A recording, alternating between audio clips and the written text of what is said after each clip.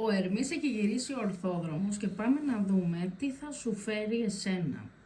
Έχω μπροστά μου 3 κάρτες, διάλεξε την κάρτα 1, 2 ή 3. Πάρε το χρόνο σου, μην το σκέφτεσαι πολύ, αυτή που σε τραβάει περισσότερο. Και πάμε. Κάρτα νούμερο 1. Ο ορθόδρομος Ερμής πρόκειται να σου φέρει πολύ θετικά πράγματα. Μέχρι τώρα έχει ζήσει κάποιες ανατροπές για κάποια πράγματα τα οποία δεν ήταν θετικά, αλλά ο ορθόδρομος Ερμής πρόκειται να βάλει κάποια πράγματα σε τάξη για σένα. Πρόκειται να φέρει ανθρώπους σε σένα και κάποιες νέες ευκαιρίες. Μην το χάσεις. Όπως διάλεξε την κάρτα νούμερο 2. Νέες οικονομικές ευκαιρίες.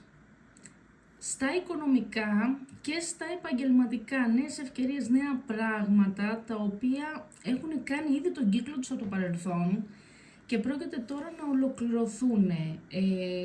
Είναι μια επιτυχία εδώ πέρα, κάτι πάρα πολύ θετικό, αλλά εννοείται ότι πρέπει να κάνεις τα κατάλληλα βήματα για να πετύχει. Πάμε σε όποιον διάλεξε την κάρτα νούμερο 3. Όσοι διαλέξατε την κάρτα νούμερο 3 έχετε περάσει αρκετά πράγματα. Βλέπω ότι γενικά ήταν μια περίοδο πάρα πολύ δύσκολη.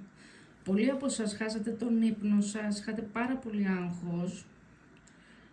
Όλο αυτό έρχεται αυτή τη στιγμή να ξεκαθαρίσει, όχι εύκολα, γιατί κάποια πράγματα που μείνανε στη μέση θα έρθουν πάλι μπροστά.